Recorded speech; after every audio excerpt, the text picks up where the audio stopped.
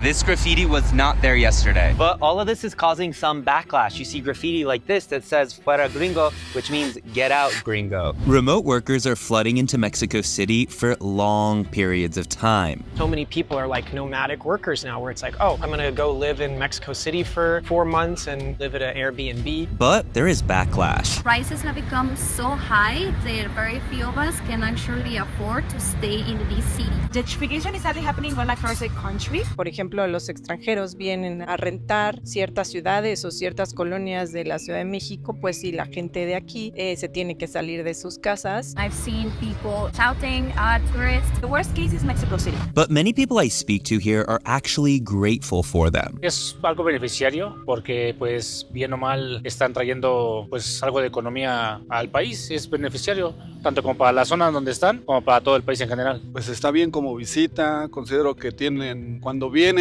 y traen capital para inversión en México también es bueno. But what happens when prices surge and they push out locals? Now you can be an Airbnb throughout the entire year, so there is no restrictions, there is no rent control. It's inflating prices to the core. And what happens if English replaces Spanish? In this neighborhood, you'll see restaurants like this, where on the outside, it's written in English, fish tacos and chips. All you need is nails. Sale 30% off on selected items. They are getting angry because they don't know how to speak English. We don't have to learn how to speak English. If you're coming to Mexico, we speak Spanish. And it's even subtly changing the food. Some restaurants and taco stands now make salsa that's less spicy than it used to be to accommodate for the foreigners. I have seen like a sticker saying, "En gringo, go back to your country." But it's mainly because we're seeing them as trying to change culture. As much as they're like, oh, all these gringos coming here, taking over our neighborhoods, we do so much to support the local coffee shops, the local restaurants and stuff. So as an American, I can use this passport and enter Mexico, and I can stay for up to 6 months. And technically I'm on a tourist visa, but nothing is stopping me from working remotely as long as I'm not earning wages here in Mexico. 6 months is a long time. I mean, to go to Bali and work as a digital nomad, you're gonna get a 30-day visa. We have a lot of like digital nomads here. A whopping 1.6 million Americans are living in Mexico, but that doesn't even include digital nomads who may come for just a few months at a time. One of the biggest reasons they're coming, the prices. You can get a taco on the street for 15 pesos. A place like this, a taco, 70 pesos. It gives you so many new opportunities. The world is getting smaller and smaller, and we're surrounded by foreign people, whether we're at home or whether we're in their country. Signs of gentrification are obvious. On this street, you can get this taco for 81 cents or a coffee for $6. Or you can get a mocha like this for almost $5. So if you're trying to know if Mexico City is cheap or expensive, well,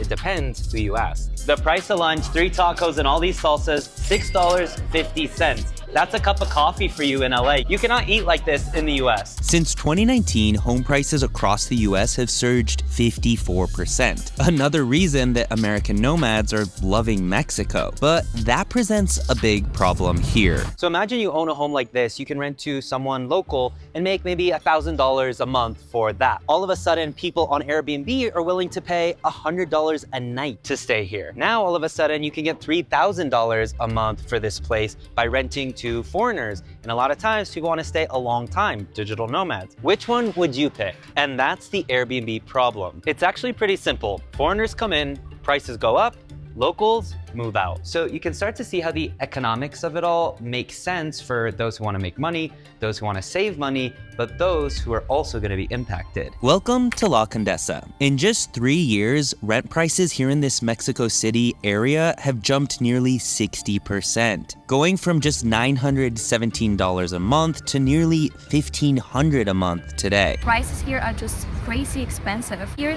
is actually scary for many of us. That's where a lot of the anger is coming from. By the way, if you haven't already, subscribe to this channel for more videos like this about tech and money. Rents are like so expensive to the point that sometimes are even paid in dollars, the American dollars here. Por culpa de que hay mucha inmigración de todos los países, las rentas han subido demasiado. Que antes no había ese tipo de precios, antes los precios estaban más bajos. Por la ola de inmigrantes, de europeos, americanos, de todos los países, todo han aumentado. You will either have to live with roommates or even with your family. So it's much more difficult to have your own place to own anything. Even richer Mexicans cannot afford to live here and start to move to other parts. displacing again the people that are in the developers. So it's kind of like a domino effect. One of the biggest complaints people tell me about here is Airbnb has a huge presence in Mexico City. In fact, this platform has been massive in promoting the city as a global hub for remote workers. Seeing people shouting at tourists, for instance, some protests, especially when the government signed this agreement with Airbnb. In October 2022, Mexico City's government signed an agreement with Airbnb, hoping to attract more digital nomads to the city. This agreement literally promotes the city as a hub for remote workers and showcases cultural and creative experiences on Airbnb. The agreement also includes incentives for Airbnb hosts to offer lower rates for longer stays and to promote neighborhoods that haven't seen an influx of tourists. People didn't like it, obviously. Right now, it's profitable for them because it's bringing in a lot of money. Short-term rentals in Mexico City surged by 45% from before the pandemic until now. You see many high-rises that weren't there 5 years ago. All of them are announced like Airbnb short stays, and I think that's a real problem when you're displacing the people that used to live there. While the number of longer stays that are more than a month also surged more than 30% since before the pandemic. But hold up.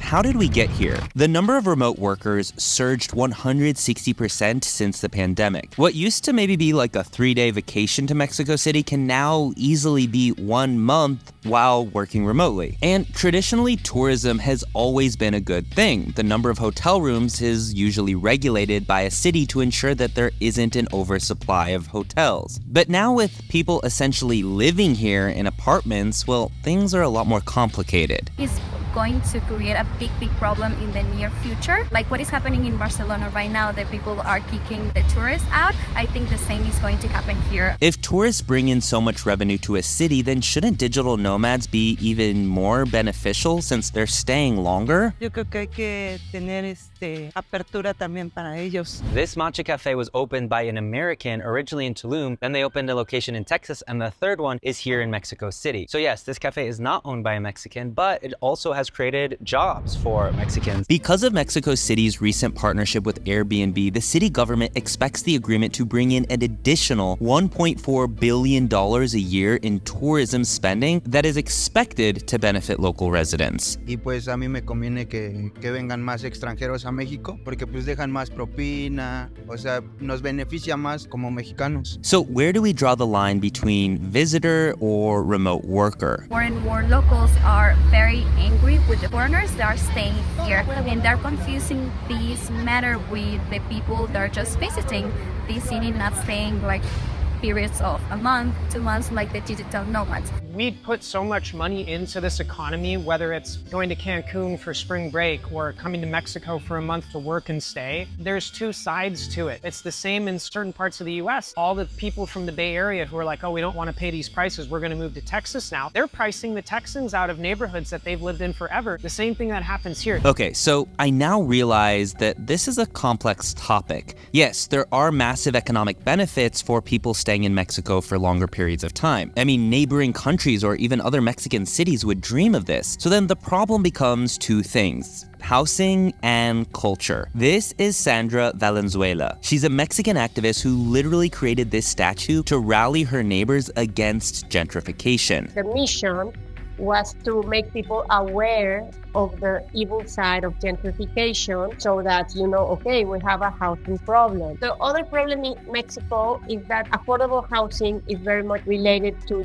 gerrymandering politics. She tells me the real root of the problem is not the nomads coming in per se, but the lack of affordable housing and government policies. You can blame the problem on what looks to be the immediate cause, which for me, right now, that apparent cost or a certain extra pressure would be the digital nomads that come to Mexico City, that they earn in dollars so that they're able to pay higher rent, and that creates even more pressure to the housing market. She says that without enough affordable housing in central urban areas, people are forced to move into informal settlements on common land, and that creates complex challenges for policymakers who just aren't doing enough to solve this. Americans have become so common in parts of Mexico City today that even some salsas are now becoming less spicy. Estoy en la Ciudad de México siendo víctima de la gentrificación. Salsas are starting to lose their spiciness. Taquerias don't even make spicy salsas anymore because the U.S. remote workers that move there don't like the spicy salsa. Tiene que ser menos. No, les gusta puro capsu. Menos picante.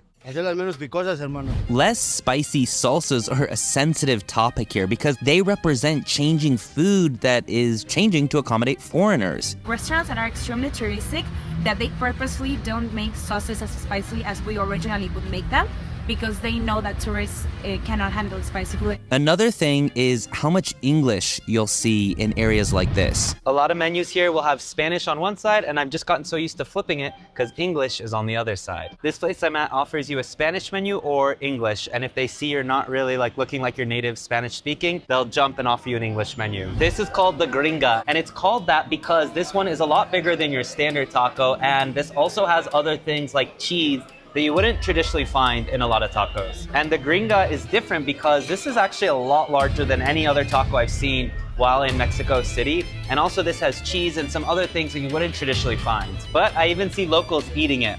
But it's interesting that they call it that. It's almost like an homage, if you will, to the foreigners coming to Mexico. Take pad thai, for example. Pad thai was actually started to appeal to foreigners visiting Thailand that didn't want curries or things that were too spicy. And now pad thai has become the most classic staple dish of Thailand. Countries are taking different approaches to manage the digital nomad influx. Estonia offers a digital nomad visa with specific income requirements, making sure nomads contribute to the economy. And to protect locals from soaring housing costs, cities like Barcelona are imposing strict regulations on short-term rentals. Meanwhile, Portugal provides tax breaks to digital nomads, but also invests heavily in affordable housing initiatives.